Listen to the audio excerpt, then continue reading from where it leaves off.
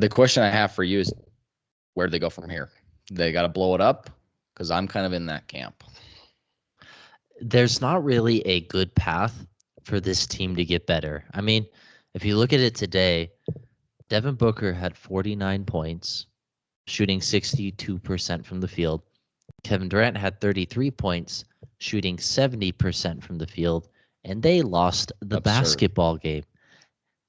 Like that's so crazy, and I think that also says a lot more about the supporting cast than does anywhere else. As we've learned now in the NBA, the top end talent cannot win you Can't do it games. anymore. Yeah. You have to have the depth. You have to have the team that fits around these guys.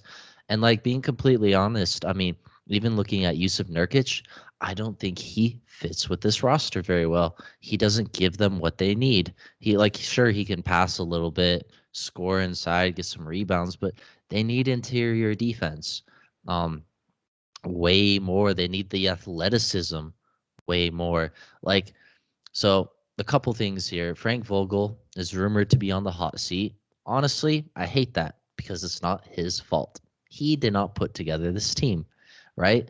Like, I don't think he's the reason why they lost. And so if they're going to pick a scapegoat and say it was him, okay, whatever. I don't think the next coach is going to do any better than he did. Um, Bradley Beal is ass. Now, he is not very good. He has the second worst contract in the NBA next to Ben Simmons. I don't know if they Yeah. can move him. If they have the chance to move him, move him. But What they're will gonna they get? be able to? I Yeah. know they're like you're gonna have to lose the trade just to get off the contract, which is probably worth it. But they're in win now mode, so I don't know if they want that. They need a point guard. They need a point guard. I know people say Booker, Beal. They need someone who's not going to shoot and who's going to run the team. And like I said, they need to move Nurkic. They need a defensive-minded center because I mean they're getting dominated. Like Their size is apparent. it is like they really Yeah. only play one big guy, and they always are switching up their role players off the bench, which means they don't actually have anyone to play there if you're always switching it up. Mm-hmm. They also only have 2 second-round picks from now until 2029, and that's all the draft capital they have. So with them being in cap hell, honestly, the only thing I can see them doing is run it back one more year and then freaking blow it up. Like you said, you're in camp, blow it up. Like blowing it up is really the only way I see them getting out of this. Like, how do you get better with no assets? You can trade Nurkic. I mean, I don't want to trade Grayson Allen. I don't really want to trade Royce O'Neal because you're probably not going to get pieces back that actually make you better. So I don't know. Do you have any ideas? The only idea I have is to go back to Brooklyn and say, pretty please give us our picks back, so that we can blow this up. I mean, they are stuck in no man's land.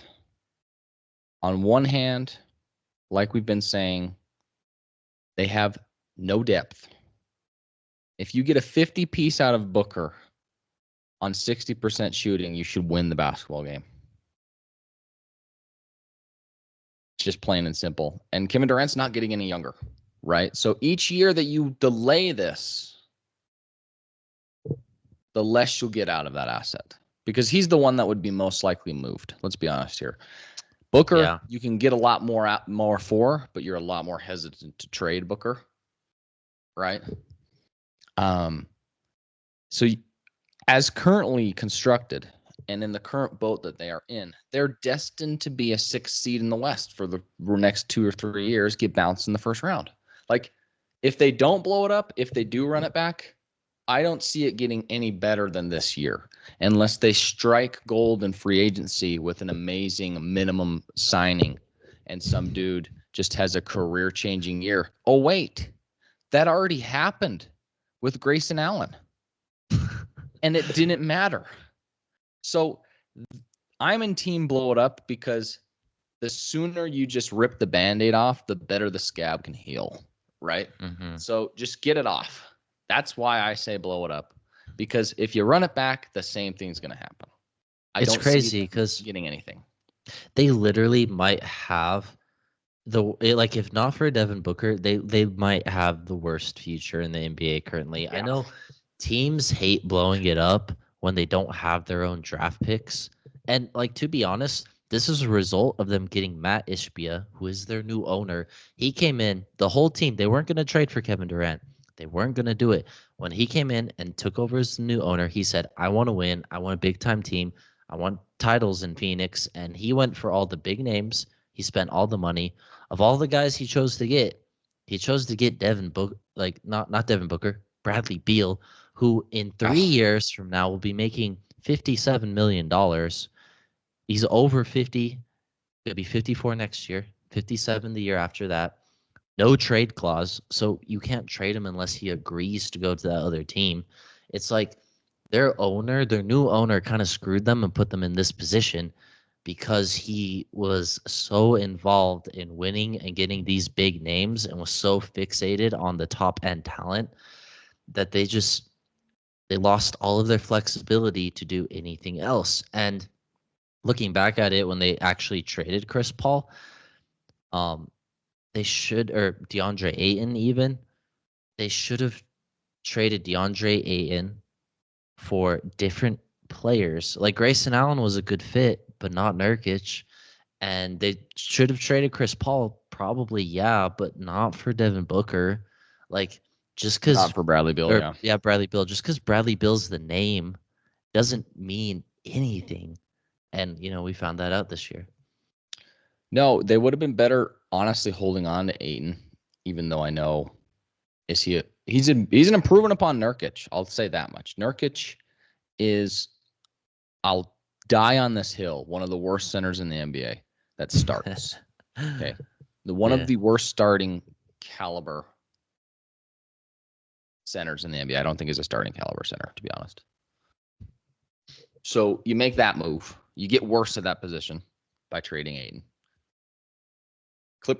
Chris Paul's old. I get it. It would have been better to kind of do a point guard swap there, but you shoot for the fences and you aim for the wrong guy. I think the trade for Durant is fine as a all-in move, as long as the next moves after it didn't occur. Because on one hand, you had to mortgage your future to get Kevin Durant.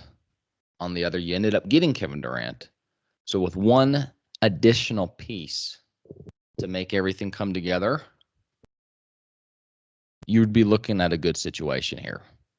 The issue is they went all in again for Bradley Beal, as you were explaining, who now can't, like, Grayson Allen's a better player than that dude. Like, it's insane. Bradley Beal, he's actually healthy. Yeah. He sticks to a role, and he doesn't shoot 3 for 15 in an elimination game after saying that he'll never be swept in his career. Bradley Beal is like quickly regressed, probably mostly because of the injuries, but like that's probably why he's regressed to like almost like a sixth man type player. Like, they probably need to bring him off the bench next year. Like $50 million bench man. And you know what? You got to suck it up and just do it. You have to for the success of your team. Like, it takes some pride, and I don't know if he's going to be too happy about it, but he's not the same guy he used to be. And that's just the reality of things.